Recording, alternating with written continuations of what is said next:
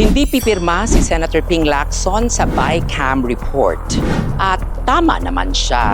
Kasi malinaw ang problema. MAIF-IP or MAIF-IP, Medical Assistance to Indigent and Financially Incapacitated Patients, na dumadaan sa guarantee letters ng politiko is not healthcare.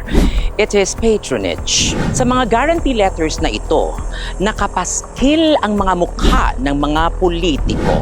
Pero para saan? Hindi naman nila pera ang ginagarantiya. Ito ay pera ng taong bayan, buwis ng taxpayers. Sa ilalim ng batas, ang karapatan sa kalusugan hindi dapat nakaangkla sa pirma ng politiko, mukha sa TARP o pangalan sa sobre. Kapag kailangan mo ng endorsement para gumaling, that is already a system failure. Dagdagan mo man ng bilyon ang MAIF-IP kung ang access ay kontrolado ng mga politiko, ang naipapasa mo ay kapangyarihan, hindi serbisyo.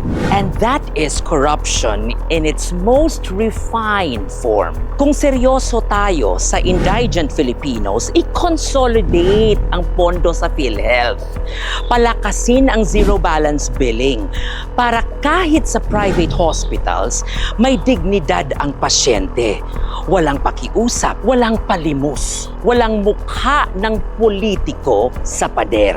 Healthcare is a right, not a favor. At sa puntong ito, hindi dapat lumuhod ang mamamayan sa mga politiko. Ang sistema ang dapat lumuhod sa batas. Another day, another regal POV.